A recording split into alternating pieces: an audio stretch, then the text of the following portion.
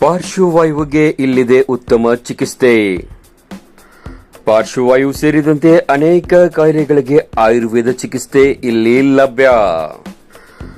ಪಟ್ಟದಕಲ್ಲು ಎಂದು ಹೇಳಿದಾಕ್ಷಣ ನೆನಪಾಗುವುದು ಅಲ್ಲಿನ ಶಿಲ್ಪಕಲಾ ವೈಭವ ಮತ್ತು ದೇವಾಲಯಗಳು. ಪಟ್ಟದಕಲ್ಲು ಹಿಂದೂ ದೇವಾಲಯಗಳ ಶಿಲ್ಪಕಲೆಯ ಪ್ರಥಮ ಪ್ರಯೋಗಗಳನ್ನು ಪ್ರತಿನಿಧಿಸುವ ಪಟ್ಟಣ. ದಕ್ಷಿಣ ಭಾರತದ ಚಾಲುಕ್ಯ ಅರಸರ ಕೆಲವು ವರ್ಷಗಳ ರಾಜಧಾನಿ ಈ ಸ್ಥಳ ಆಗಿತ್ತು. ಚಾಲುಕ್ಯರ ಮಟ್ಟಿಗೆ ಅತ್ಯಂತ ಪ್ರಮುಖ ಸ್ಥಳ. ಚಾಲುಕ್ಯರ ಎಲ್ಲ ದೊರೆಗಳು ಇಲ್ಲಿನ ಉತ್ತರ ವಾಹಿನಿಯಲ್ಲಿ ಸ್ಥಾನಗೈದ ನಂತರ ಪಟ್ಟಾಭಿಷೇಕವನ್ನ ಮಾಡಿಸಿಕೊಳ್ಳುತ್ತಿದ್ದರು. ಅದಕ್ಕಾಗಿ ಈ ಸ್ಥಳಕ್ಕೆ ಪಟ್ಟದಕಲ್ಲು ಎಂದು ಹೆಸರು ಬಂದಿದೆ. ಇಂತಹ ಐತಿಹಾಸಿಕ ಸ್ಥಳ ಬಾಗಲಕೋಟೆ ಜಿಲ್ಲೆಯ ಬಾದಾಮಿ ತಾಲೂಕಿನ ಪಟ್ಟದಕಲ್ಲು ಗ್ರಾಮ ಈಗ ಹೆಸರುವಾಸಿಯಾಗಿದ್ದು ಪಾರ್ಶ್ವವಾಯು ಪೀಡಿತರನ್ನ ಗುಣಪಡಿಸಲು ಹೆಸರುವಾಸಿಯಾಗಿದೆ. ಹೌದು, ಪಾರ್ಶ್ವವಾಯು ಪಾರ್ಸಿ ಎಂದು ಕರೆಯುವ ಕಾಯಿಲೆಗೆ ಇಲ್ಲಿ ಆಯುರ್ವೇದ ಚಿಕಿತ್ಸೆ ಮೂಲಕ ಸಂಪೂರ್ಣವಾಗಿ ಗುಣಮುಖವಾಗಿಸುತ್ತಾರೆ. ಪಾರ್ಶ್ವವಾಯುಗೆ ಉತ್ತಮ ಚಿಕಿತ್ಸೆಯನ್ನ ನೀಡುವಲ್ಲಿ ಸಿದ್ಧಹಸ್ತರಾದ ಡಾಕ್ಟರ್ ಹಾರೂನ್ ಕರ್ನೂಲ್ ಅತ್ತಾರ್ ಅವರು ಪ್ರಸಿದ್ಧರು.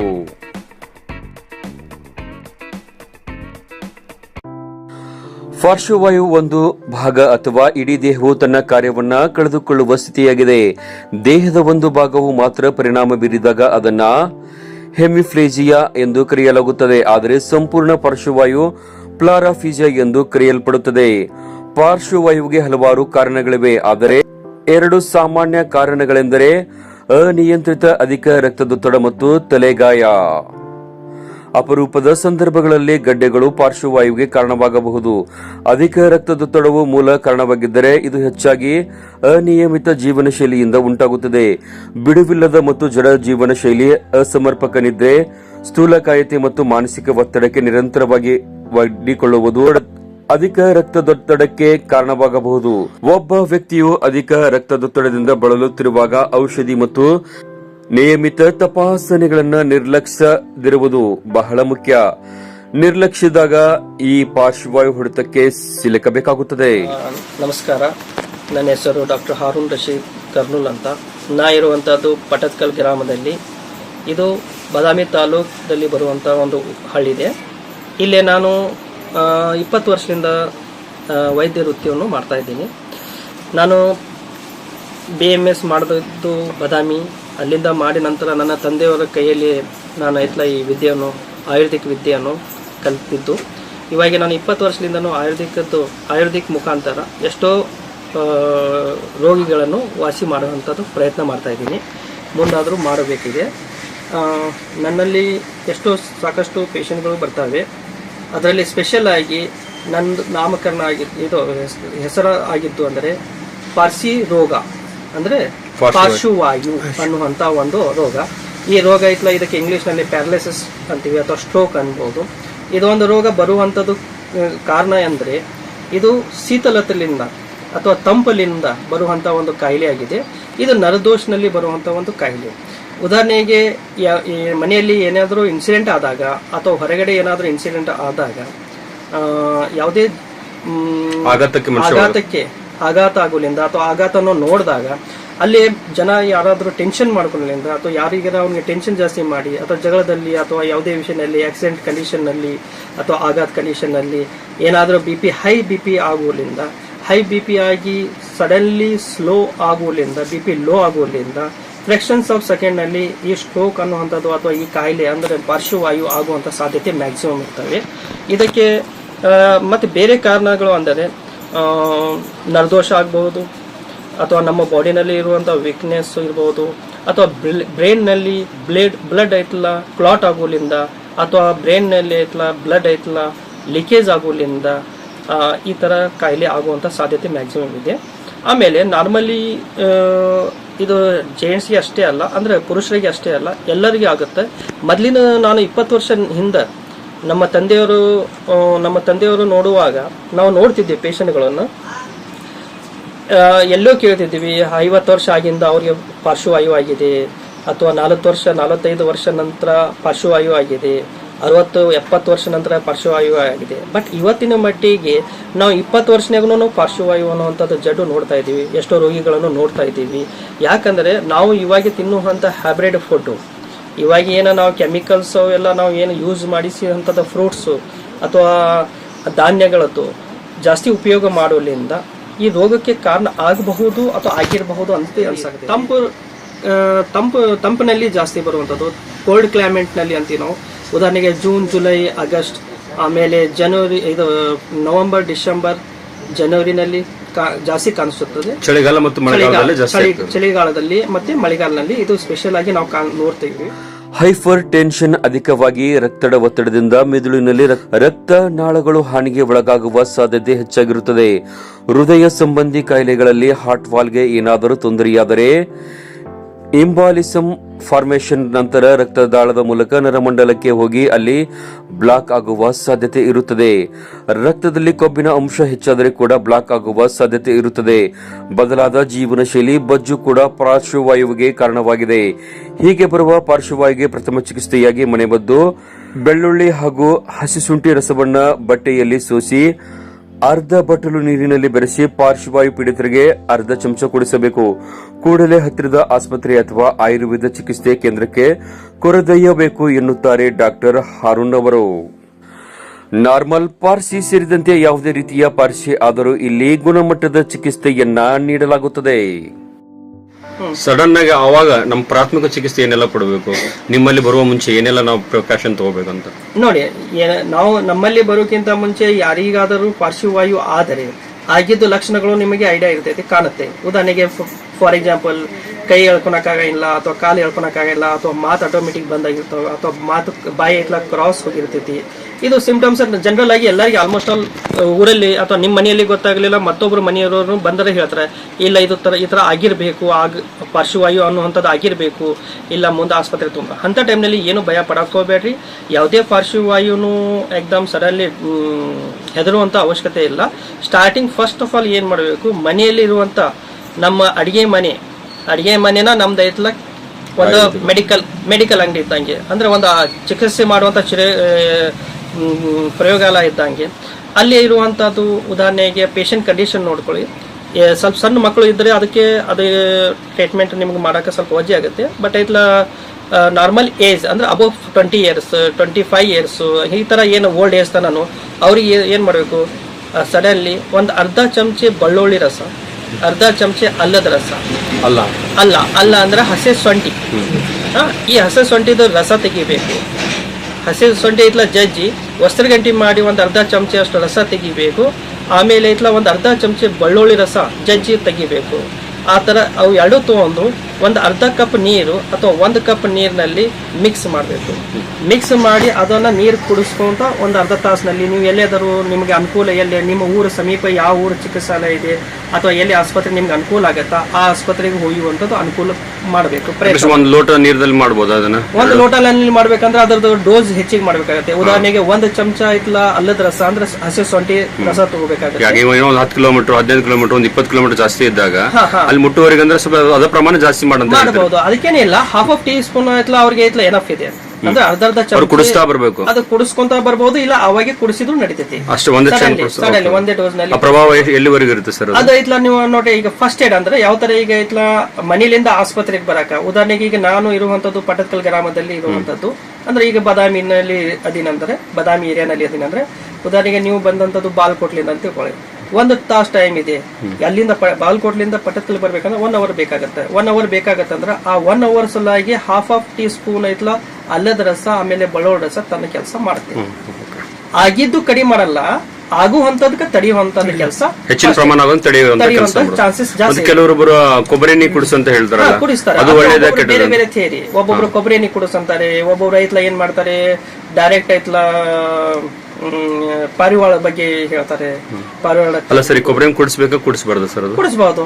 ಬಟ್ ಯಾಕಂದ್ರೆ ಈಗ ಒಳ್ಳೇದು, ಈಗ ನೀವು ಹೇಳಿದ್ರಿ ಈಗ ಬೆಳ್ಳುಳ್ಳಿ ಮತ್ತು ಶುಂಠಿ ಓಕೆ, ಬಟ್ ಕೊಬ್ಬರಿ ಎಲ್ಲ ಕೆಮಿಕಲ್ ಆಗಿರೋದಲ್ಲ, ಫ್ರೆಶ್ ಅದಾಗಿ ಪ್ಯೂರ್ ಕೊಬ್ಬರಿ ಸಿಗೋದಿಲ್ಲ. ಕೊಬ್ಬರಿ ಯಾಕೆ ನಾನು ಸೇಫ್ ಅನ್ನಂಗಿಲ್ಲ ಕೊಬ್ಬರಿ ನೀರಿಗೆ ಅಂದ್ರೆ ಇವತ್ತಿನ ಮಟ್ಟಿಗೆ ಕಮರ್ಷಿಯಲ್ ನಲ್ಲಿ ಎಲ್ಲ ಬಂದಂತದ್ದು ಪ್ರಾಡಕ್ಟ್ಸ್ ಈಗ ನೀವು ಕೊಬ್ಬರಿ ಎಣ್ಣೆನ ಸಡನ್ಲಿ ನಮ್ಮಲ್ಲಿ ಒಂದು ಯಾವುದೇ ಒಂದು ಕಂಪ್ನಿದು ನಾವು ತೊಗೊಂಡ್ಬಿಡ್ತೀವಿ. ಆ ಕಂಪ್ನಿ ತೊಗೊಂಡಿಂದ ಅದ್ರಾಗ ಯಾವ ತರ ಕೆಮಿಕಲ್ಸ್ ಮಿಕ್ಸ್ ಆಗೈತಿ, ಪ್ರಿವೆನ್ಷನ್ ಸಲುವಾಗಿ ಅಂದ್ರೆ ಸೇಫ್ಟಿ ಸಲುವಾಗಿ ಅವ್ರ ಪ್ರಿಕಾಷನ್ ಸಲುವಾಗಿ ಅದರಲ್ಲಿ ಯಾವ್ದು ಏನ್ ಆ್ಯಡ್ ಆಗೈತಿ ಗೊತ್ತಿಲ್ಲ. ಬಟ್ ಅದು ನಾವು ಕೊಬ್ಬರಿ ಎಣ್ಣೆ ಅಂದ್ರೆ ಮನೆಯಲ್ಲಿ ತಯಾರು ಮಾಡೋಂಥದ್ದು ಕೊಬ್ಬರಿ ಎಣ್ಣೆ ಇದ್ದರೆ ನೀವು ಕುಡಿಸಬಹುದು. 1 ಟೀ ಸ್ಪೂನ್ 2 ಟೀ ಸ್ಪೂನ್ ಅಷ್ಟೇ. ಅಂದ್ರೆ ಒಬ್ಬೊಬ್ರಿಗೆ ಇರಿಟೇಷನ್ ಆಗ್ಬಹುದಲ್ಲ. ಆಕ್ಚುಲಿ ಅದಕ್ಕಿಂತ ಬೆಸ್ಟ್ ನಾ ಹೇಳಿದ್ದು ಮದ್ದು ಬೆಸ್ಟ್. ಮನೆ ಮದ್ದು ಅಂದ್ರೆ ಎಲ್ಲಕ್ಕಿಂತ ಬೆಸ್ಟ್. 1 ಚಮಚೆ ಅಲ್ಲದ ರಸ, 1 ಚಮಚೆ ಬೆಳ್ಳುಳ್ಳಿ ರಸ. ನಾರ್ಮಲ್ ಪಾರ್ಸಿ ಸೇರಿದಂತೆ ಯಾವುದೇ ರೀತಿಯ ಪಾರ್ಸಿ ಆದರೂ ಇಲ್ಲಿ ಗುಣಮಟ್ಟದ ಚಿಕಿತ್ಸೆಯನ್ನ ನೀಡಲಾಗುತ್ತದೆ. ಇಲ್ಲಿ ಬಂದು ಪಾರ್ಶ್ವವಾಯು ಚಿಕಿತ್ಸೆ ಪಡೆಯುವ ಮುನ್ನ ಹಾಗೂ ಚಿಕಿತ್ಸೆ ಪಡೆದ ನಂತರ ಗುಣಮುಖರಾದ ಪಾರ್ಶ್ವವಾಯು ಪೀಡಿತರ ವಿಡಿಯೋಗಳನ್ನ ಒಮ್ಮೆ ನೀವು ನೋಡಿ. ಆದಷ್ಟು ಕೈ ಸ್ಟ್ರೇಟ್ ಇರಬೇಕು. ನಾ ಹೇಳಿದ್ದು ಎಕ್ಸರ್ಸೈಸ್ ಅದು ಮಾಡಾಕತ್ತೀರಾ? ಡೈಲಿ ಮಾಡಾಕ್ತೀರಾ? ಎಷ್ಟು ಹೊತ್ತು ಮಾಡಾಕ್ತೀರಿ? ಮುಂಜಾನೆ 5 ಕೇಳ್ತೇನೆ, ಅದು ಊಟ ಮಾಡ್ತೇನೆ, ಮತ್ತು ಸಾಯಂಕಾಲ ಮಾಡ್ತೇನೆ. ಈಗ ನಿಮ್ ದೋಸ್ರು ಯಾರ ಬಂದು ಭೇಟಿ ಆಗಿದ್ರ? ಭೇಟಿ ಆಗಿಲ್ಲ ಯಾರು? ಬಂದಿದ್ದು ಯಾರಿಗೂ ಗೊತ್ತಾಗಿಲ್ಲ. ಈಗ ನಿಮ್ಮ ರಿಲೇಷನ್ ಏನಂತಾರ? ಆರಾಮಾಗಿರ? ಚೊಕ್ಕ ಆರಾಮ ಐತೆ? ಊಟ ಗೀಟ ಮಾಡಾಕ್ತೀರಾ? 2 ಕೈ ಐತಿ, ಇನ್ನೊಂದು ತೋರಿಸ್ರಿ. ಬಾಯ್ ಮಾಡಿ ಮಾಡಿ. ಈ ಕಡೆ ಫೇಸ್ ಇದು ಮಾಡ್ರಿ. ಈ ಕಡೆ ಬೇಕು. ಸರಿ ಇದೆಲ್ಲ ಬಾಯಿ ಕ್ರಾಸ್ ಆಗಿತ್ತು. ಬಾಯಿ ಕ್ರಾಸ್ ಆಗಿತ್ತು. ಎದ್ದು ಅಡ್ಡಾಡ್ತೀರಾ ಒಂದ್ಸಲ? ನಿಮ್ಮಷ್ಟು ನೀವು ಒಬ್ಬರ ಅಡ್ಡಾಡ್ತೀರಲ್ಲ? ಬಾಯ್ ಮಾಡ್ರಿ. ಬಾಯ್ ಮಾಡ್ರಿ. ಮಾಡ್ರಿ. ಬಾಯ್ ಮಾಡ್ಬೇಕು. ಬಾಯ್ ಮಾಡ್ರಿ. ಬೇಡ. ಸೌಕಾಸ್ ಕಣ್ಣು ಮುಚ್ಚ್ರಿ. ತೆಗಿರಿ. ಮುಚ್ಚ್ರಿ. ತೆಗಿರಿ. ತೆಗಿಬೇಕು. ತೆರಿಬೇಕು. ಬಾಯ್ ಮಾಡ್ರಿ. ಬಾಯಿ ಮಾಡ್ಬೇಕು. ಬಾಯಿ ಬೇಡ. ಇನ್ನೊಂದ್ ಸ್ವಲ್ಪ ಮಾಡ್ರಿ. ಇನ್ನೊಂದ್ ಸ್ವಲ್ಪ ಇರ್ಲಿ. ಹೆಸರು ಹೇಳ್ರಿ ಅಜ್ಜರ. ಪ್ರಯತ್ನ ಮಾಡ್ರಿ. ಪ್ರಯತ್ನ ಮಾಡ್ಬೇಕು. ನಿನ್ನ ಹೆಸರಂತ ಕೈ ಎತ್ರಿ. 2 ಕೈ ಎತ್ರಿ. ಕೈ ಎತ್ರಿ. ಕೈ ಅಂತ ಇರ್ತದೆ. ಈ ಕೈ ಇರ್ಲಿ. ಬೇಡ. ಈ ಕೈ ಜಕ್ಕೋರಿ. ಬಲ್ಗೈ ಇದನ್ನ ಬರವಲ್ದು. ಕಾಲ್ ಜಕ್ಕೋರಿ. 2 ಕಾಲ್ ಜಕ್ಕೋರಿ. 2 ಕಾಲ್ ಜಕ್ಕೋಬೇಕು. ಹೋಗ್ರಿ. ಅಲ್ಲಿ ಹೋಗಿ ಕುಂದ್ರಿ.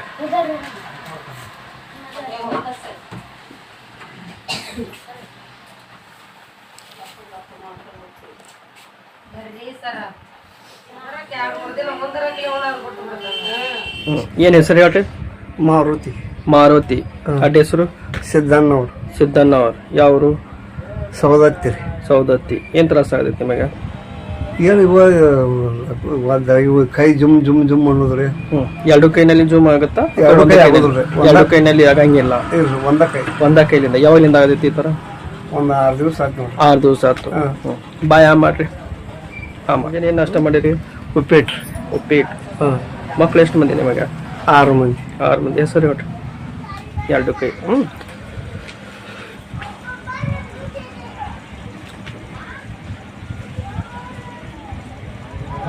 ಯಾವ ಕೈನಲ್ಲಿ ಏನಾದ್ರು ಜೂಮ್ ಅನ್ಸುತ್ತ? ರೈಟ್ ಸೈಡ್ ಅನ್ಸುತ್ತಾ ಲೆಫ್ಟ್ ಸೈಡ್ ಅನ್ಸುತ್ತೆ ನೋಡ್ರಿ? ಬಲಗೈ.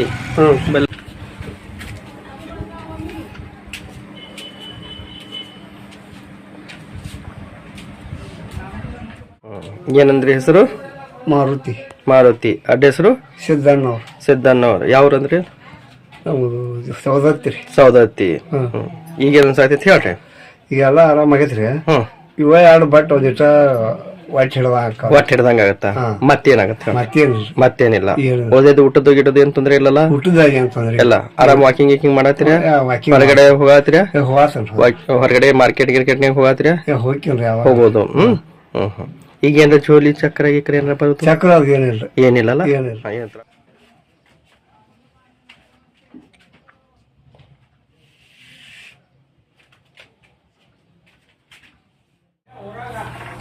ಇಷ್ಟು ಓದಲ್ರಿ. ಅದೇ ಈಗ ಗಾಳಿಗೆ ದುಬ್ಬ ಹಚ್ಚಿ ಕುಂದ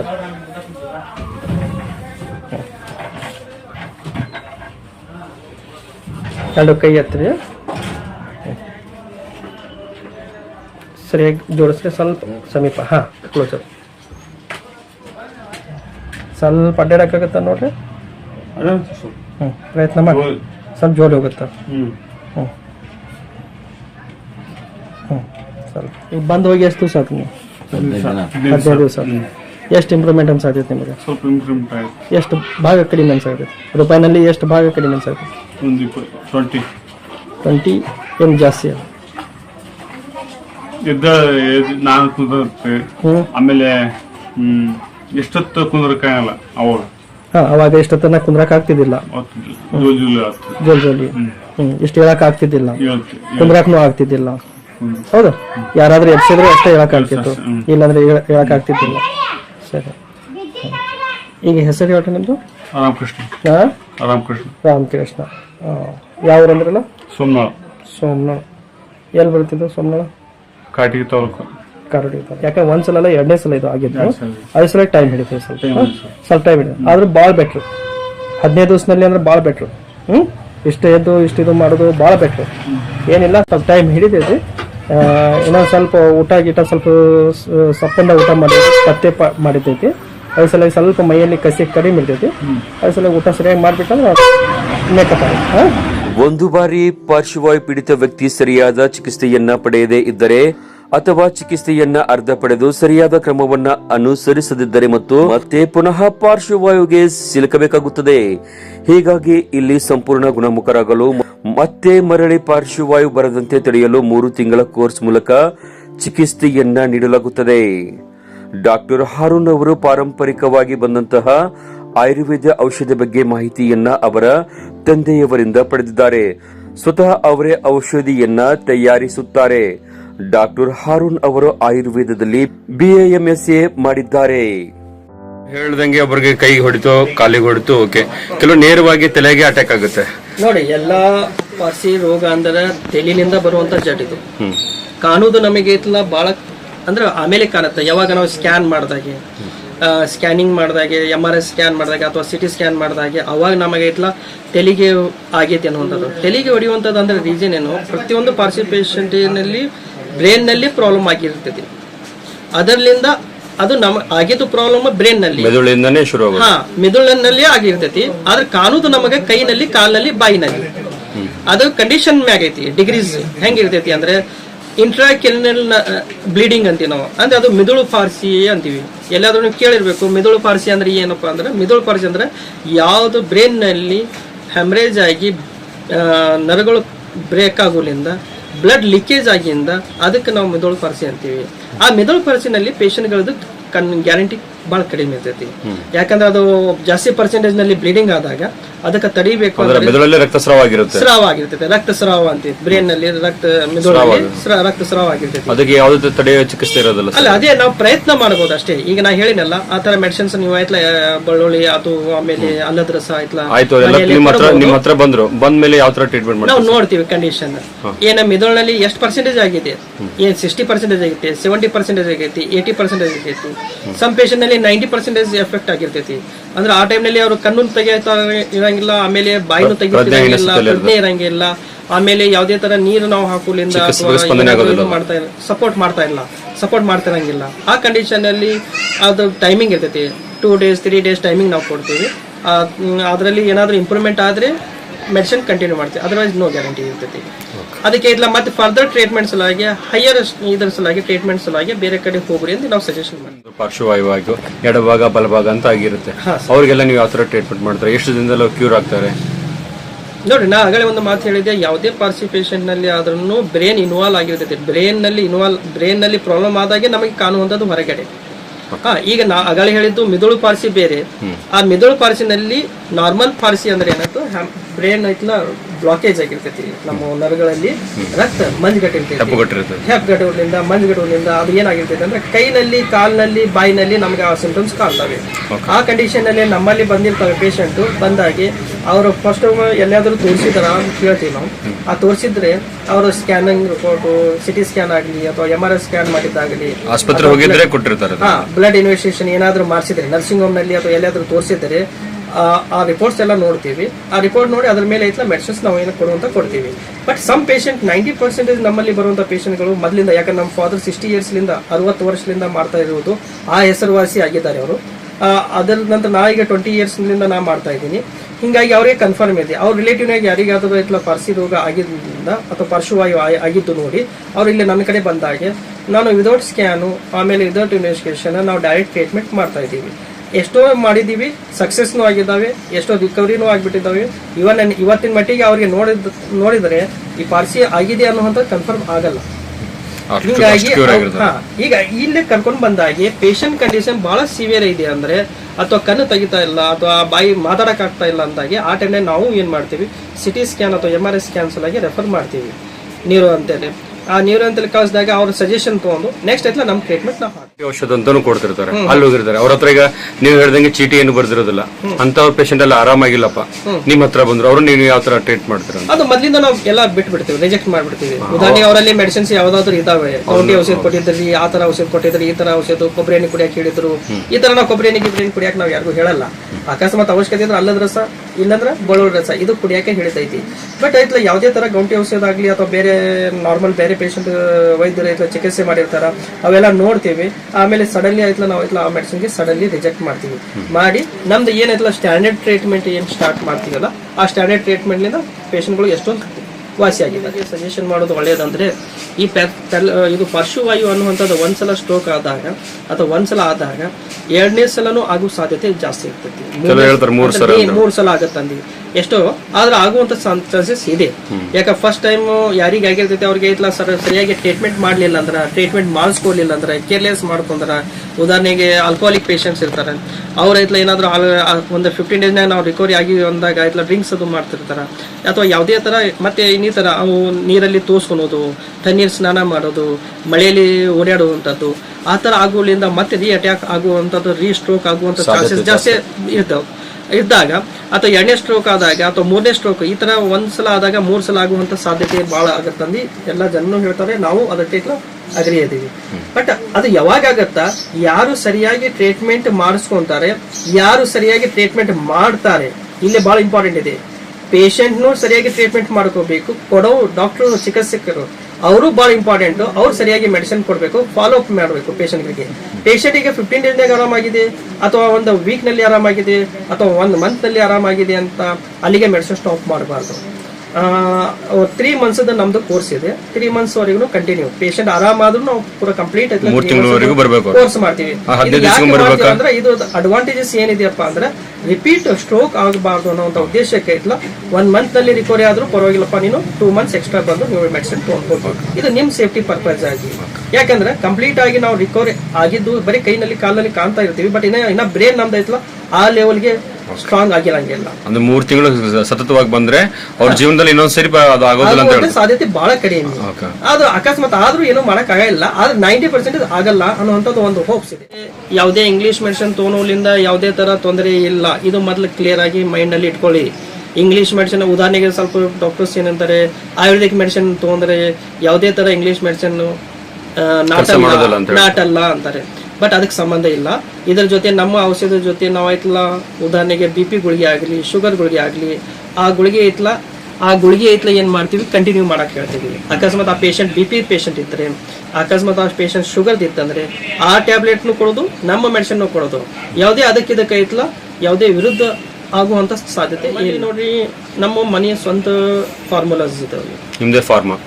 ಫಾರ್ಮಾ ಅಂದ್ರೆ ನಮ್ಮ ಮನೆಯಲ್ಲೇ ನಾವು ಸ್ವಂತ ಮೆಡಿಸಿನ್ ಬರುವಂತದ್ದು ಹೊರಗಡೆಯಿಂದ ರಾ ಮೆಟೀರಿಯಲ್ಸ್ ಬರುತ್ತಾ, ಆ ರಾ ಮೆಟೀರಿಯಲ್ಸ್ ನಿಂದ ಐತ್ಲ ನಾವು ಐತ್ಲ ಮಾಡುವಂತ ಪ್ರಿಪೇರ್ ಎಷ್ಟು ಪರ್ಸೆಂಟೇಜ್, ಎಷ್ಟು ಮೆಡಿಸಿನ್ ಯಾವ ಮೆಡಿಸಿನ್ ಅಲ್ಲಿ ಆಡ್ ಆಗಬೇಕು, ಯಾವ ತರ ರೆಡಿ ಆಗಬೇಕು, ಆಮೇಲೆ ಅದ್ರ ಡೋಸ್ ಏನು, ಆಮೇಲೆ ಅದರ ಅನುಪಾನ ಏನು, ಯಾವ ತರ ಎದರಲ್ಲಿ ಕೊಡಬೇಕು, ಆ ಮಾರ್ನಿಂಗ್ ಟೈಮ್ನಾಗ ಏನ್ ಕೊಡಬೇಕು, ಈವ್ನಿಂಗ್ ಟೈಮ್ನಾಗ ಏನ್ ಕೊಡಬೇಕು, ನೈಟ್ ನಲ್ಲಿ ಏನ್ ಕೊಡಬೇಕು, ಆ ಮೆಡಿಸಿನ್ ಐತ್ಲ ನಾವು ಐತ್ಲ ಇಲ್ಲಿ ಪೇಷಂಟ್ ಕಂಡೀಷನ್ ನೋಡಿಂದ ಡಿಸೈಡ್ ಮಾಡ್ತೀವಿ.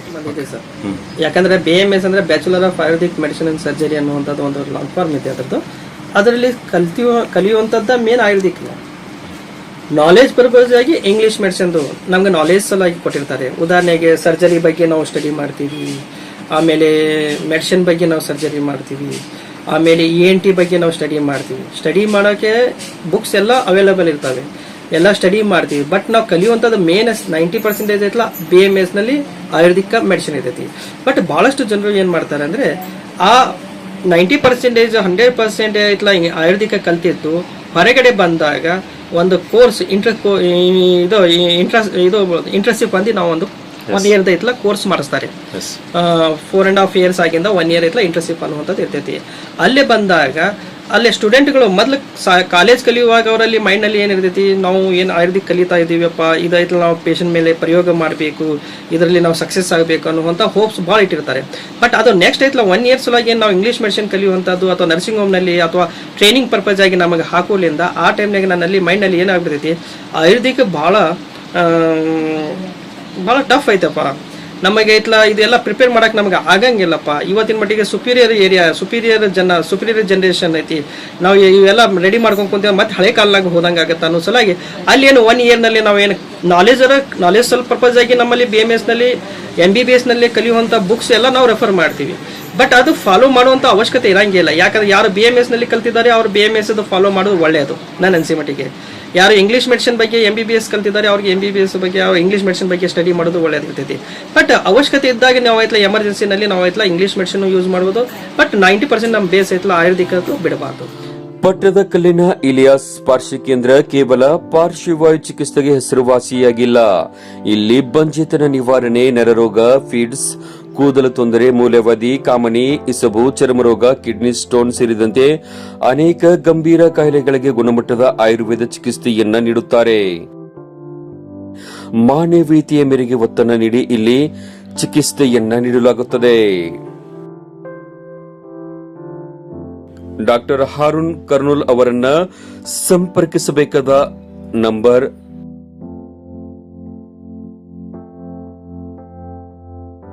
ಆಗದೇನೆ ಇಲ್ಲಿ ಒಂದು ವಿದೌಟ್ ಆಪರೇಷನ್ ನಮ್ಮಲ್ಲಿ ಏನಾದ್ರು ಇದನ್ನು ವಿದೌಟ್ ಆಪರೇಷನ್ ನಾವು ಯಾವುದೇ ತರ ಇನ್ವೆಸ್ಟಿಗೇಷನ್ ಪರ್ಟಿಕ್ಯುಲರ್ ಪೇಷಂಟ್ಗೆ ಇತ್ಲ ಉದಾಹರಣೆಗೆ ಪ್ಯಾರಾಲಿಸಿಸ್ ನಲ್ಲಿ ಫಸ್ಟ್ ನೀವು ಇತ್ಲ ಸ್ಕ್ಯಾನಿಂಗ್ ರಿಪೋರ್ಟ್ ತಂದಿಂದ ನಾವು ಪೇಷಂಟ್ ನೋಡ್ತೀವಿ, ಅಥವಾ MRI ಸ್ಕ್ಯಾನ್ ಮಾಡಿಂದ ನಾವು ನೋಡ್ತೀವಿ, ಬ್ಲಡ್ ಇನ್ವೆಸ್ಟಿಗೇಷನ್ ಮಾಡಿಂದ ನಾವು ಪೇಷಂಟ್ ನೋಡ್ತೀವಿ. ಆ ಥರ ಇಲ್ಲ. ನಮ್ಮ ಪೇಷಂಟ್ ಕಂಡೀಷನ್ಸ್ ಏನಿದೆ ಫಸ್ಟ್ ನೋಡಿದಾಗೆ, ಪ್ರತ್ಯಕ್ಷವಾಗಿ ನಾವು ನೋಡಿದಾಗೆ, ಅವಶ್ಯಕತೆ ಇದ್ದರೆ ಅಷ್ಟೇ ನಾವು ಆಯ್ತಲ್ಲ ಇನ್ವೆಸ್ಟಿಗೇಷನ್ ಸಲುವಾಗಿ ಮಾಡಿಸ್ತೀವಿ ಅಥವಾ ಸ್ಕ್ಯಾನ್ ಬಗ್ಗೆ ಹೇಳ್ತೀವಿ. ಈಗ ಉದಾಹರಣೆಗೆ ಕಿಡ್ನಿನಲ್ಲಿ ಪ್ರಾಬ್ಲಮ್ ಆಗಿದ್ದು ಅಥವಾ ಕಿಡ್ನಿದು ಉದಾಹರಣೆಗೆ ನನ್ನಲ್ಲಿ ಬರುವಂಥ ಗೋವಾದು ಜಾಸ್ತಿ ಪೇಷಂಟ್ ಇದ್ದಾವೆ. ಆಮೇಲೆ ಕಾಸ್ಟಲ್ ಏರಿಯಾ ಅಂದರೆ ಕರಾವಳಿ ಪ್ರದೇಶ ಅಂದರೆ ಉದಾಹರಣೆಗೆ ಬೆಳಗಾವ್, ಆಮೇಲೆ ನಮ್ಮ ದಾಂಡೇಲಿ, ಸಿರ್ಸಿ, ಹೊನ್ನಾವರ, ಕಾರವಾರ, ಭಟ್ಕಲ್, ಈ ಮಂಗಳೂರು ಬೆಲ್ಟ್, ಈ ಬೆಲ್ಟ್ ಇದೆಯಲ್ಲ ಇಲ್ಲಿ ಜಾಸ್ತಿ ಈ ರೋಗ ಜಾಸ್ತಿ ಇದೆ.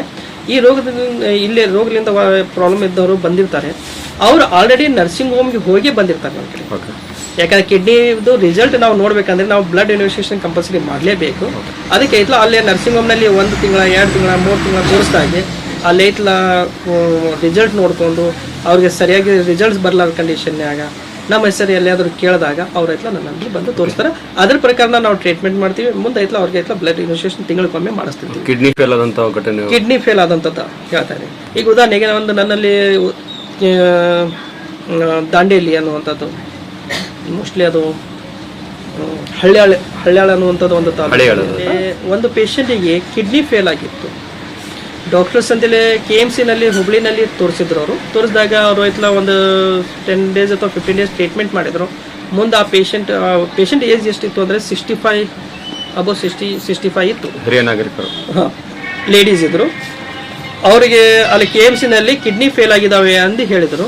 ಇವಾಗ ಅವ್ರಿಗೆ ಕಂಪಲ್ಸರಿ ನಾವು ಡಯಾಲಿಸಿಸ್ ಮಾಡಲಿಲ್ಲ ಅಂದರೆ ನಡೆಯಲ್ಲ.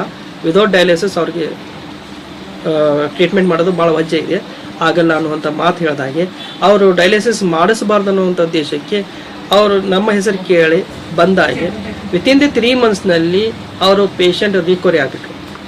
ವಿದೌಟ್ ಡಯಾಲಿಸಿಸ್, ವಿದೌಟ್ ಯಾವುದೇ ಥರ ಸರ್ಜರಿ ಇರಲಾರ್ದೆ ಬರೀ ಓರಲ್ ಆಗಿ ಮೆಡಿಸಿನ್ ನಾವು ಕೊಡುವಂಥದ್ದು ಆಯುರ್ವೇದಿಕ್ ಮೆಡಿಸಿನ್ಲಿಂದ ಅವ್ರೈತ್ಲ 3 monthsನಲ್ಲಿ ರಿಕವರಿ ಆದರು. 10 years ಅವರಿಗೆ ಜೀವಂತ ಇದ್ರು. ಸೊ ಅಲ್ಲಿ ಒಂದು ಟ್ರೀಟ್ಮೆಂಟ್ ಇರುವಂಥ ಖರ್ಚು ವೆಚ್ಚ ಇಲ್ಲಿ ನಿಮ್ಮಂಥ ಆಯುರ್ವೇದಿಕಲ್ಲಿ ತಗೋಂಥ ಒಂದು ಚಿಕಿತ್ಸೆಗೆ ವೆಚ್ಚ ಏನು ಡಿಫ್ರೆನ್ಸ್ ಇರುತ್ತೆ? ಈಗ ತುಂಬ ಕೆಲವರು ಬಡವರು ಇರ್ತಾರೆ, ಶ್ರೀಮಂತರು ಇರ್ತಾರೆ, ಕೈಗೆಟುಕುವಂಥ ಬೆಲೆ ಚಿಕಿತ್ಸೆಯಲ್ಲಿ ನೀವು ಟ್ರೀಟ್ಮೆಂಟ್ ಮಾಡ್ತಾರೆ, ಹೆಂಗೆ ಮಾಡ್ತಾರೆ? ನೋಡಿ, ನಮ್ಮಲ್ಲಿ ನಮ್ಮ ಪದ್ಧತಿ, ನಮ್ಮ ತಂದೆಯವರು ಹೇಳೋದಂಗೆ ನಮಗೆ ಒಂದು ಥಿಯರಿ ಕೊಟ್ಟಿದ್ದಾರೆ ಅವರು. ನಮ್ಮ ಚಿಕಿತ್ಸೆಯಲ್ಲಿ 2 ಥರ ಚಿಕಿತ್ಸೆ ಇದೆ. ಒಂದು ಶ್ರೀಮಂತಿಕೆ, ಒಂದು ಬಡತನದಿಂದ ಬರುವಂಥದ್ದು. 2 ಥರ. ಎಲ್ಲ ಪೇಷಂಟಿಗೆ ಶ್ರೀಮಂತರ ಪ್ರಕಾರನ ಮಾಡಕ್ಕೆ ಬರಂಗಿಲ್ಲ, ಎಲ್ಲ ಪೇಷಂಟಿಗೆ ಬಡತನ ರೀತಿಯಿಂದ ಮಾಡಕ್ಕೆ ಬರಂಗಿಲ್ಲ. ಯಾರು ಆ ಇದಕ್ಕೆ ಯೋಗ್ಯ ಅದಾರ, ಶ್ರೀಮಂತರ ರೀತಿಯಿಂದ ನಮಗೆ ಟ್ರೀಟ್ಮೆಂಟ್ ಮಾಡಿ ಸರ್, ಇನ್ನೂ 1,000 ಇಲ್ಲ 2,000 ರೂಪಾಯಿ ಜಾಸ್ತಿ ದುಡ್ಡು ಹೋಗಲಿ, ನಮಗೆ ಗುಣ ದೊಡ್ಡಾಗಬೇಕು ರೀ ಸರ್, ನಾವು ಚೊಕ್ಕ ಆರಾಮಾಗಬೇಕು ಅನ್ನೋರಿಗೆ ಇತ್ತಲ್ಲ, ಅದು ಟ್ರೀಟ್ಮೆಂಟ್ ಬೇರೆ. ಈಗ ನಮ್ಮ ಕಂಡೀಷನ್ ಹಿಂಗೆ ಇಲ್ಲ ಸರ್, ನಾವು ಬಡವರು ಅದೀವಿ, ನಾವು ದುಡ್ಕೊಂಡು ತಿಂತೀವಿ, ನಾವು ಇಷ್ಟು ಖರ್ಚು ಮಾಡೋಕೆ ಆಗಂಗಿಲ್ಲ, ಇದ್ರಾಗ ನಮಗೆ ಕಡಿಮೆ ವೆಚ್ಚದಲ್ಲಿ ಇತ್ತಲ್ಲ ನಮಗೆ ಇತ್ತಲ್ಲ ಟ್ರೀಟ್ಮೆಂಟ್ ಮಾಡಿ ಅಂಥ ಜನರು ಬರ್ತದೆ. 2 ಥರ ನಮ್ಮಲ್ಲಿ ಟ್ರೀಟ್ಮೆಂಟು, ಒಂದು ಬಡತನ ರೀತಿಯಿಂದ, ಒಂದು ಶ್ರೀಮಂತರ ರೀತಿಯಿಂದ. ಅವರ ಅನುಕೂಲ ನೋಡ್ಕೊಂಡು, ಆ ಪೇಷಂಟ್ ಕಂಡೀಷನ್ ನೋಡ್ಕೊಂಡು ನಾವು ಚಿಕಿತ್ಸೆಯಲ್ಲಿ ಯಾವುದೇ ರೀತಿ ಬದಲಾವಣೆ ಇರೋದಿಲ್ಲ, ಬಟ್ ಮಾನವೀಯತೆ ದೃಷ್ಟಿಯಿಂದ ಮಾನವೀಯತೆ ದೃಷ್ಟಿಯಿಂದ ಅಷ್ಟೇ. ಅಂದ್ರೆ ಆ ಬಡತನ ರೀತಿಯಿಂದ ನಾವು ಕೊಟ್ಟಂಥದ್ದು ಔಷಧನು ಪೇಷಂಟ್ ಆರಾಮಾಗುವಂಥದ್ದು ಕೊಟ್ಟಿರ್ತೀವಿ, ಶ್ರೀಮಂತರ ರೀತಿಯಿಂದ ಕೊಟ್ಟಂಥದ್ದನ್ನು ಅದು ಆರಾಮಾಗಿ ಕೊಟ್ಟಿರ್ತೀವಿ. ಬಟ್ ಐತ್ಲ ಗುಣಮುಖ 2ರಲ್ಲಿ ಆಗ್ತವೆ. ಸ್ವಲ್ಪ ಶ್ರೀಮಂತರ ರೀತಿಯಿಂದ ಕೊಡುವಂಥ ರೀಸನ್ ಏನಪ್ಪಾ ಅಂದ್ರೆ ಅಲ್ಲಿ ಫಾಸ್ಟ್ ರಿಕವರಿ ಆಗುತ್ತೆ. ಸ್ವಲ್ಪ ಇಲ್ಲಿ ಒಂದು 15 ದಿವಸ ನೀವು ಬೇರೆ ಬೇರೆ ಏನೆಲ್ಲ ಚಿಕಿತ್ಸೆ ಕೊಡ್ತೀರಿ, ಯಾವ ತರ? ಪಾರ್ಶ್ವವಾಯಿಗೆ ನಾವು ಹೆಚ್ಚು ಕಡಿಮೆ ಆಯ್ತಲ್ಲ 5ರಿಂದ 6 ಡಿಸ್ಟಿಕ್ ನಾವು ಕವರ್ ಮಾಡ್ತೀವಿ. ನಾರ್ತ್ ಕರ್ನಾಟಕ ಅಂದ್ರೆ ಉದಾಹರಣೆಗೆ ನಾನು ಬಾಲ್ಕೋಟ್ ಡಿಸ್ಟಿಕ್ ನಲ್ಲಿ ಇರುವಂತ ಒಂದು ಪಟದ್ಕಲ್ ಗ್ರಾಮದಲ್ಲಿ ಇರುವಂತದ್ದು. ಇಲ್ಲಿಂದ ನನ್ನಲ್ಲಿ ಬರುವಂತ ಪೇಷಂಟ್ಗಳು ಸಾಕಷ್ಟು ಬೇರೆ ಬೇರೆ ದೂರದಿಂದ ಬರ್ತಾರೆ. ಉದಾಹರಣೆಗೆ Raichur district, Koppal district, Ballari district, Gulbarga district, Bidar, Solapur, ನಮ್ಮ ಬಿಜಾಪುರ ಅಂದ್ರೆ ಬಾಲ್ಕೋಟ್, ಬಿಜಾಪುರ ಜಿಲ್ಲೆಗಳು. ಆಮೇಲೆ ಬೆಳಗಾಂನಿಂದ ಬರ್ತವೆ, ಬೆಳಗಾವ್. ಆಮೇಲೆ ದಾಂಡೇಲಿ ಅನ್ನುವಂಥದ್ದು ಒಂದು ಧಾರವಾಡ ಡಿಸ್ಟಿಕ್ನಲ್ಲಿ ದಾಂಡೇಲಿ ಬರ್ತೈತಿ. ಆಮೇಲೆ ಗೋವಾದಿಂದ ಕಲ್ಯಾಣ ಕರ್ನಾಟಕ. ಆಮೇಲೆ ಈ ಕಡೆ ಸೌತ್ ನಲ್ಲಿ ಅಂದ್ರೆ ದಾವಣಗೆರೆ ತನ ನಾವು ಕವರ್ ಮಾಡ್ತೇವೆ. ನಾವು ಎಲ್ಲಿ ಹೋಗಲ್ಲ, ಬಟ್ ಪೇಷಂಟ್ಗಳಿಗೆ ಅಲ್ಲಿ ತನ ನಮ್ಮ ಹೆಸರು ಇದೆ, ಅಲ್ಲಿಂದ ಕೇಳಿ ಬರ್ತಾರೆ ಎಷ್ಟೋ ಜನ.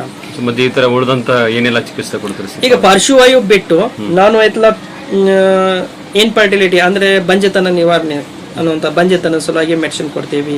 ಆಮೇಲೆ ಪಿಡ್ಸ್ ಅನ್ನುವಂಥದ್ದು ಅಂದ್ರೆ ಎಪಿಲಿಪ್ಸಿ ಅಥವಾ ಪಿಡ್ಸ್ ಅನ್ನುವಂಥದ್ದು ರೋಗಕ್ಕೂ ಟ್ರೀಟ್ಮೆಂಟ್ ಮಾಡ್ತೀವಿ. ಪೈಲ್ಸ್ ಸಲುವಾಗಿ ಮೂಲವ್ಯಾಧಿ ಅಂತೀವಲ್ಲ ಅದಕ್ಕೆ, ಕೀಲ್ ನೋವು, ಮೊಣಕಾಲು ನೋವು, ಆಮೇಲೆ ನರದೋಷಗಳು, ಆಮೇಲೆ ಶುಗರ್, BP, ಹಾರ್ಟ್ ವೀಕ್ ಇದ್ದರೆ, ಹಾರ್ಟ್ ಬ್ಲಾಕ್ ಇದ್ದರೆ, ಆಮೇಲೆ ಕಿಡ್ನಿ ಸ್ಟೋನ್ ಇದ್ದರೆ, ಕಿಡ್ನಿ ಫೇಲ್ ಆದಲ್ಲಿ ಅದಕ್ಕೂ ಎಲ್ಲ ನಾವು ನೋಡ್ತೀವಿ. ನೋಡಿ, ಎಲ್ಲ ನಾನು treatment almost all 3 months course ಇದೆ ಮ್ಯಾಕ್ಸಿಮಮ್. 3 months ನಲ್ಲಿ ರಿಸಲ್ಟ್ ಬೇಕು. 3 months ನಲ್ಲಿ ಈಗ ನೋಡ್ರಿ, ನನ್ನಲ್ಲಿ ಬರುವಂಥ ಪ್ಯಾರಾಲಿಸಿಸ್ ಪೇಷಂಟ್ ಮೊದಲು ನಾವು ಸ್ವಲ್ಪ 1 ತಿಂಗಳಲ್ಲಿ ನಮ್ಮ ಪಾರ್ಸಿ ಪೇಷಂಟ್ ಆರಾಮಾಗ್ತಿತ್ತು. ಬಟ್ ಇವತ್ತಿನ ಮಟ್ಟಿಗೆ ಅದಕ್ಕೆ ಸ್ವಲ್ಪ ನಾವು ಒಳ್ಳೆ ರೀತಿಯಿಂದ ಮತ್ತೆ ಪ್ರಿಪರೇಷನಲ್ಲಿ ಸ್ಟ್ಯಾಂಡರ್ಡ್ ಕ್ವಾಲಿಟೀಸ್ ಮೇಂಟೈನ್ ಮಾಡೋದ್ರಿಂದ ಇವಾಗ ನಾವು 15 daysನಲ್ಲಿ 1 ತಿಂಗಳಲ್ಲಿ ರಿಸಲ್ಟ್ ನೋಡುವಂಥದ್ದು ಈಗ 15 daysನಲ್ಲಿ ನಾವು ಕಾಣ್ತಾ ಇದ್ದೀವಿ. ಆಮೇಲೆ ಸಮ್ ಪೇಷಂಟ್ನಲ್ಲಿ 1 month ಹಿಡಿಬಹುದು, 20 days ಹಿಡಿಬಹುದು. ಸಮ್ ಪೇಷಂಟ್ನಲ್ಲಿ 8 ದಿನದಿಂದ ಪೇಷಂಟ್ ಎಲ್ಲ ಓಡಾಡಕ್ಕೆ ಚಲೋ ಮಾಡ್ತಾನೆ. ಸೊ ಈ ತರ ಪಾರ್ಸಿ ಸಲುವಾಗಿರ ನಾವು 3 months ಕಂಪಲ್ಸರಿ ಹೇಳ್ತೀವಿ. ಉಳಿದಂತಕ್ಕೆ ಉದಾಹರಣೆಗೆ ಪೈಲ್ಸ್ ಅದು ಇರ್ತೈತಿ, ಅದು ನಮ್ಮ 2 ಅಥವಾ 3 ಕೋರ್ಸ್ ಇರ್ತವೆ. ಫಸ್ಟ್ ಕೋರ್ಸ್ 15 days ಇರ್ಬೋದು, ಆ ಪೇಷಂಟ್ ಕಂಡೀಷನ್ ಮ್ಯಾಗ, ಅಥವಾ ಒಬ್ಬೊಬ್ಬರಿಗೆ 21 days ಕೋರ್ಸ್ ಇರ್ತೈತಿ, ಅಥವಾ ಒಬ್ಬರಿಗೆ 1 month ಕೋರ್ಸ್ ಇರ್ತೈತಿ. ಬಟ್ ಸಿವಿಯರಿಟಿ ಕಂಡೀಷನ್ ಮ್ಯಾಗ ನಾವು ಡಿಸೈಡ್ ಮಾಡ್ತೀವಿ. ಆಕ್ಚುಲಿ ಸಡನ್ಲಿ ನಾವು 1 ತಿಂಗಳ ಸಲುವಾಗಿ 15 ದಿವಸ ಸಲುವಾಗಿ ಮಾಡಿ ಕೈ ಬಿಡೋದ್ರಿಂದ ಮತ್ತೆ ಅದು ರಿಕವರಿ ಅಂದ್ರೆ ಪುನಃ ಉದ್ಭವ ಆಗುವಂತ ಆ ರೋಗ ಮತ್ತೆ ಪುನಃ ಉದ್ಭವ ಆಗಬಾರ್ದು ಅನ್ನುವಂಥ ಉದ್ದೇಶಕ್ಕೆ 1 ತಿಂಗಳಲ್ಲಿ ಪೇಷಂಟ್ ಆರಾಮ ಆದ್ರೂ ಗುಣಮುಖವಾದ್ರೂ ನಾವು 3 months ಅದ್ರದ್ದು ಟ್ರೀಟ್ಮೆಂಟ್. ಇಬ್ಬರದು ಗಡ್ಡ ಹೆಂಡತಿ ಅಥವಾ ಅದು ಅವ್ರದ್ದು ಏನು ಫಾಲ್ಟ್ ಇದೆ ಎಲ್ಲ ನೋಡ್ಕೊಂತೀವಿ, ಕೌನ್ಸಿಲಿಂಗ್ ಮಾಡ್ಕೊಂತೀವಿ, ಕನ್ಫರ್ಮ್ ಮಾಡ್ಕೊಂತೀವಿ ಯಾರಲ್ಲಿ ಫಾಲ್ಟ್ ಐತಿ. ಅಕಸ್ಮಾತ್ ಗಂಡನಲ್ಲಿ ಇದು ಪ್ರಾಬ್ಲಮ್ ಇದ್ದರೆ ಅವ್ರಿಗೆ ಟ್ರೀಟ್ಮೆಂಟ್ ಮಾಡ್ತೀವಿ, ಹೆಣ್ಣು ಮಕ್ಕಳಿನಲ್ಲಿ ತೊಂದರೆ ಇದ್ದರೆ ಅವ್ರಿಗೆ ಟ್ರೀಟ್ಮೆಂಟ್ ಮಾಡ್ತೀವಿ. ಇಲ್ಲ ಇಬ್ಬರಲ್ಲಿ ನಾರ್ಮಲ್ ಇದೆ ಬಟ್ ಸ್ವಲ್ಪ ಬೇರೆ ತೊಂದರೆ ಅಂದರೆ ಹೀಟ್ಲಿಂದ ಆಗ್ಬೋದು ಅಥವಾ ಸರಿಯಾಗಿ ಅವ್ರಿಗೆ ಇದು ಆಗ್ತಾ ಇದ್ದಂಗೆ ಆ ಕಂಡೀಷನಲ್ಲಿ ಇಬ್ಬರಿಗೂ ಟ್ರೀಟ್ಮೆಂಟ್ ಮಾಡ್ತೀವಿ. ಅಕಸ್ಮಾತ್ ಈಗ ಸಿವಿಯರ್ ಕಂಡೀಷನ್ನಲ್ಲಿ ಗಂಡು ಮಕ್ಕಳಿಗೆ ಅದು ಪ್ರಾಬ್ಲಮ್ ಇದೆ ಅಂದರೆ ಅವ್ರಿಗೆ ಪರ್ಟಿಕ್ಯುಲರ್ ಅವ್ರಿಗೆ ಅಷ್ಟೇ ಟ್ರೀಟ್ಮೆಂಟ್ ಜಾಸ್ತಿ ಮಾಡ್ತೀವಿ. ಹೆಣ್ಮಕ್ಳಿನಲ್ಲಿ ಪ್ರಾಬ್ಲಮ್ ಉದಾಹರಣೆಗೆ ಪೀರಿಯಡ್ಸ್ ಸರಿಯಾಗಿ ಬರ್ತಿರಂಗಿಲ್ಲ, ಅಥವಾ ಪೀರಿಯಡ್ ಬಂದಾಗ ಹೊಟ್ಟೆ ಕಡ್ತಾ ಬರ್ಬೋದು, ಅಥವಾ 2 months 3 months ವರೆಗೆ ಬ್ಲೀಡಿಂಗ್ ಇದು ಡೇಟಾ ಬರೋಂಗಿಲ್ಲ. ಒಬ್ಬೊಬ್ಬರಿಗೆ ಮಂತ್ನಲ್ಲಿ 2 times ಅಥವಾ 3 times ಡೇಟ್ ಆಗುತ್ತೆ, ಅಂದರೆ MC ಆಗುತ್ತೆ. ಈ ಥರ ಇರ್ರೆಗ್ಯುಲರ್ ಮೆನ್ಸಸ್ ಅಂತ ನಾವು ಆ ಇರ್ರೆಗ್ಯುಲರ್ ಮೆನ್ಸಸ್ನಲ್ಲಿ ಅವ್ರಿಗೆ ಟ್ರೀಟ್ಮೆಂಟ್ ಮಾಡಿ ಒಳ್ಳೆ ರೀತಿಯಿಂದ ಮತ್ತೆ ಆ ಗಂಡ್ಮಕ್ಳಲ್ಲಿ ಏನಾದರೂ ದೋಷಗಳು ಇತ್ತು ಅಂದರೆ ಅವ್ರದ್ದು ಇತ್ಲ ಟ್ರೀಟ್ಮೆಂಟ್ ಮಾಡಿ ಅವಾಗ ಇತ್ಲ ಚಿಕಿತ್ಸೆ ಮಾಡುವಂಥ ಒಂದು ಪದ್ಧತಿ ಇದೆ. ಏನ್ರಿ? ಕಳ್ಕನಗೌಡ ಗೌಡ್ರಿ. ಕಳ್ಕೊಂಡ್ಕೊಡ್ರಿ ಹೇಳ್ರಿ. ನಿಮ್ಗೆ 4 ವರ್ಷದಿಂದ ಏನಾಗಿತ್ತು? ಯಾವ ತರ ಟ್ರೀಟ್ಮೆಂಟ್ ಮಾಡಿಸ್ತೀರಿ? ಏನಿಲ್ಲ, ರಾತ್ರಿ 10-11 ಸುಮಾರು ನನಗೆ ಬಲಗೈ ಮತ್ತು ಬಲಗಾಲ ಪಾರ್ಟಿ ಅಟ್ಯಾಕ್ ಆಯ್ತು. ಸ್ಪಾಟ್ನಾಗ ನಮ್ಮ ಮಕ್ಕಳದ್ದು ಇಲ್ಲ ಇದ್ದೂರಾಗ ಸಾಹೇಬ್ರು ಕರ್ಕೊಂಬಂದ್ರು. ನೈಟು ನೋಡಿದ್ರಲ್ಲ, ನೋಡಿ ಕುಳಿಗೆ ಅವನ್ನೆಲ್ಲ ಕೊಟ್ಟಿದ್ದು ಮಾಡಿದ್ರು. ಮತ್ತು ಮುಂಜಾನೆ ಎದ್ದು ಬಂದೆಲ್ಲ ಎಲ್ಲಿ ಹೋಗ್ಬಾರ್ರಿ, ನಾವು ಕೊಡ್ತೀವಿ ಆಯುರ್ವೇದಿಕ್ ಅಂದ್ರೆ ನಮಗೆ ವಿಶ್ವಾಸ ಇತ್ತು. ನಾನು ಒಳಗಿದ್ದು ಆ ಪ್ರಕಾರ ಕೊಟ್ಟರು. 1 ತಿಂಗಳೊಳಗೆ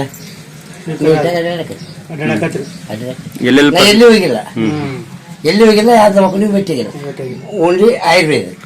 ಪಾರ್ಶ್ವ ಎಲ್ಲೆಲ್ಲ ಹೊಡೆದ್ರಿ? ಬಲಗೈ ಇಲ್ಲಿಂದ ಹಿಡ್ಕೊಂಡು ತಲೆಗೆ, ಬಾಯಿಗೆ? ತಲೆಗಿಲ್ಲ, ಇಲ್ಲಿಂದ ಹಿಡ್ಕೊಂಡು ಬಾಯಿನೂ ಇಲ್ಲ, ಇಲ್ಲಿಂದ ಬಲಗೈ ಬಲಗಾಲ ಬಲಗೈ ಅಲ್ಲ. ಡಾಕ್ಟರ್ ಅರುಣ್ ಅವ್ರ ಬಗ್ಗೆ ನಿಮ್ಮ ಅಭಿಪ್ರಾಯ ಏನು? ಯಾವ ತರ ಹೇಳ್ತಾರೆ ಮಾಡ್ತಾರೆ? ಅನ್ನಕ್ಕೆ ಏನಂದ್ರೆ ಅವರು ಒನ್ ಟೈಪ್ ನಮ್ಮ ಪಾಲಿನ ದೇವರು. ಹೆಚ್ಚಿಗೆ ಅರ್ತಿಲ್ಲ, ಅತಿ ಶಕ್ತಿ ಆಗತ್ತೆ. ಅವರು ನಮ್ಗೆಲ್ಲ ಇವತ್ತಿಗಾದ್ರೂ ನಾವು ಏನೋ ಬಂದು ಅವ್ರ ಕೈ ತೋರಿಸ್ಕೊಂತೀವಿ. ಸೊಕಾಸ್ ಬಾಯ್ ತೆಗಿರಿ, ಇನ್ನೊಮ್ಮೆ ಆಮ ಬೇಕು. ಸೊಕಾಸ್ ಕಣ್ಣು ತೆಗಿ,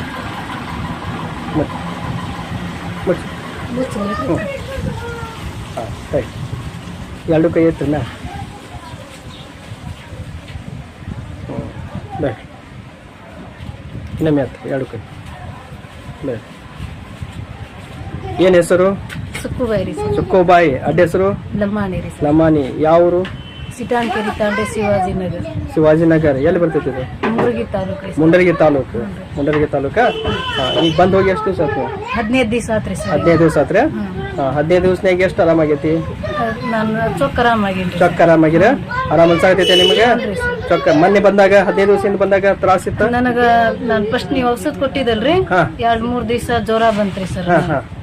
ಜ್ವರ ಬಂತ್ರಿ, ಬಾಯಲ್ಲಿ ಊಟ ಮಾಡುವಾಗ ತಾಗಡೆ ಸೈಡ್ ಹೋಗ್ತಿದ್ದಿಲ್ರಿ. ಈಗೆಲ್ಲ ಕರೆಕ್ಟ್ ಆಗಿ. ಅಲ್ಲ ಇಲ್ಲೇ ಬಂದಿದ್ರಲ್ಲ, ಬಂದಾಗ ಅವಾಗ ನಿಮ್ಗೆ ತ್ರಾಸ ಇತ್ತಾ ಇಲ್ಲ? ಅವಾಗ ನನಗೆ ಭಾಳ ತ್ರಾಸ. ಅವಾಗ ಭಾಳ ತ್ರಾಸ. ಏನ್ ತ್ರಾಸ ಆಗ್ತಿತ್ತು? ಊಟ ಇತ್ತಾಗ ಮಾಡಿದ್ರಿ, ಊಟ ಸರಿ ಹೋಗ್ತಿದ್ದಿಲ್ರಿ. ಔಷಧ ಆಮೇಲೆ ಮತ್ 10 ದಿನ ಆದ್ಮೇಲೆ ಎಲ್ಲ ಚೊಕ್ಕ ಆರಾಮ. ಈಗೆಲ್ಲ ಆರಾಮ ಅನ್ಸಾತೈತಲ್ಲ? ಏನಾಗಿ ಈಗ ಕಣ್ ಮುಚ್ಚಿದ ಸೋಕಾಸು ತೆಗಿ. ಈಗ ಕೈ ಫೋಲ್ಡ್ ಮಾಡಾಕ ಫೋಲ್ಡ್ ಮಾಡಾಕ ಏನ್ ತೊಂದ್ರೆ ಇಲ್ಲಲ್ಲ? ಇಲ್ರಿ. ಮೊದ್ಲು ಬರ್ತಿದ್ದಿಲ್ಲಲ್ಲ? ಇಲ್ರಿ, ಒಟ್ಟು ಏನೇನು ಅರ್ಬೇಡಿ ಯಾಕೆ ಬರ್ತಿದ್ದಿಲ್ಲಲ್ಲ ಅಷ್ಟೇ. ಈಗ ಕೈ ತೋರ್ಸ್ರಿ, ಇದೆಲ್ಲ ಫ್ರೀ ಐತಿ. ಇದು ಒಂದ ನೋಡ್ರಿ, ಇದು ಒಂದ ಕೈ ಎರಡು ಎತ್ತರ ಏನಮ್ಮೆ.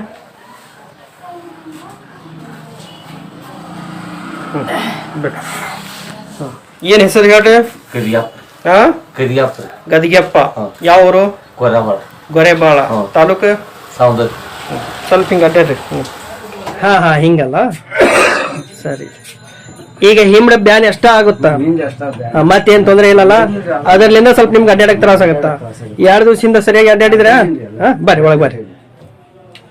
ಎರಡು ಕೈ ಎತ್ತರ ಮ್ಯಾಗ, ಎರಡು ಕೈ ಎತ್ತರ ಮ್ಯಾಗ. ಹಾ ಬೇಡ್ರಿ.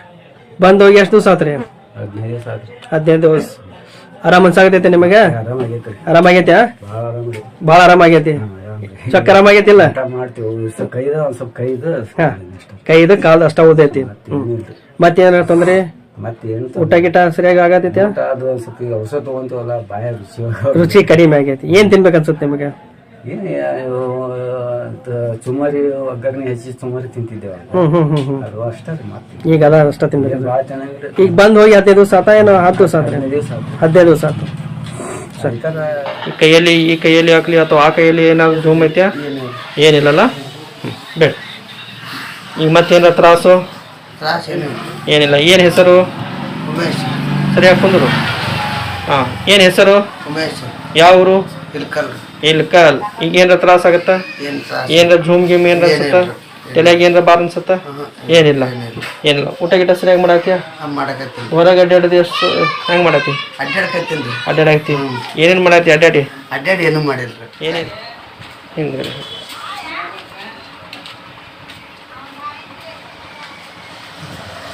ಏನ್ರ ಅಡ್ಡಾಡುವಾಗ ತ್ರಾಸ ಏನ್ರ ಅನ್ಸತ್ತ? ಏನಿಲ್ಲ.